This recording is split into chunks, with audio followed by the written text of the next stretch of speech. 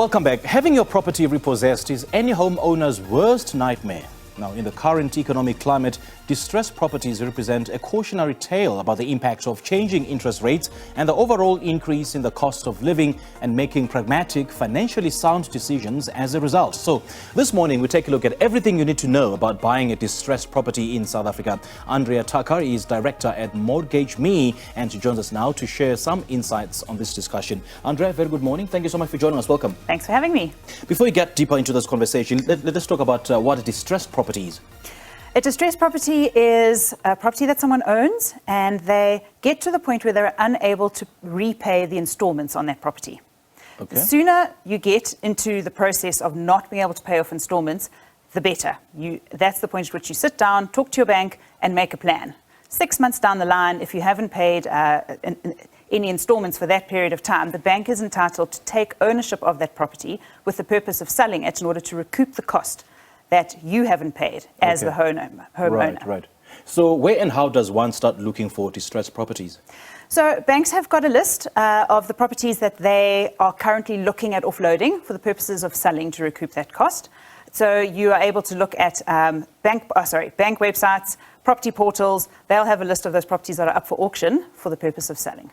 Okay, but can you directly buy the property from the bank before it goes to auction, just so you get the best value out of it? So it depends at what stage in the process that property is being sold. So as someone who can't pay off a home loan for a month or two, as I said, it's best to talk to a bank and look for an interest rate renegotiation, look for a payment holiday. Those are all options available to people who can't pay installments. Okay. If 6 months down the line you haven't paid your bond, a bank is able to take your movable assets. Obviously a house is an immovable asset, but they're able to take ownership of your movable assets for the purpose of selling them. If they can recoup the cost that they need from those movable assets, they'll take that, pay that as let's say 6 months installments that you weren't able to pay off. And if you can then promise and deliver on your promise to pay off your installments, your home stays your own. Okay. If they aren't able to recoup the cost of what you owe them by selling your movable assets, they can take ownership of that property and put it up for auction. Or they can talk to an estate agent, and that estate agent can try and get the best deal for you and the bank. And that is the point at which you can snap up a property via, as I said, an auction house or via an estate agent.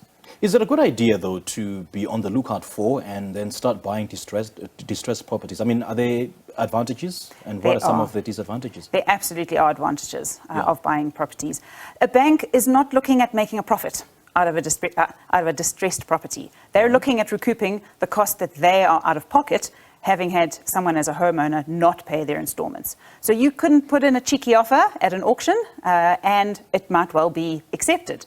But that does come with some cons. A big example that everyone talks about is a property where a homeowner is unwilling to leave. And if you buy that property, you might end up with what you're going to call a tenant who in fact believes they should own that property and are never going to move out. So you need to make sure that you've done your homework. Look at the suburb of that property. Are property prices going up in that particular neighborhood? If you had to get a cheeky deal on this property, would you be able to possibly do some maintenance on it? Because generally people who aren't able to pay off home loans aren't going to be doing any maintenance on the property. So you might have to spend some money before you flip it and hopefully make a profit.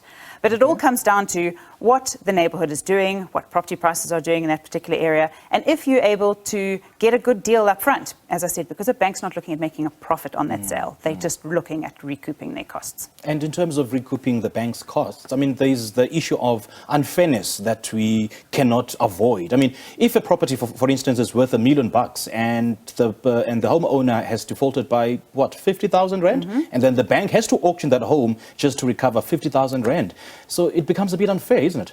It is. But as I always caution people, don't wait too long. As a homeowner in distress, a homeowner who, like all of us, are feeling the pinch. We're all feeling the cost of inflation impacting us on a daily basis. We're feeling the interest rate hikes that have hit us over the last 2.5 years, hitting our monthly installments. And don't wait too long before a bank has to come to you to say, hold on, when are you next going to pay off a home loan installment? Rather go to them and have those discussions and negotiate with the bank up front. A bank doesn't want to repossess a property. So if you can come to an agreement at the point at which you think you could take a payment holiday, you might look at an interest rate renegotiation. All of those are options available to homeowners earlier on in the process before they've defaulted to the tune of an amount that the bank sees as something that they can't recover from you as the homeowner, and they're now going to need to go through the process of selling that property. Okay, and what are some of the tips that you can share with potential homeowners or maybe investors who are looking to buy distressed properties? What is it that they should be on the lookout for?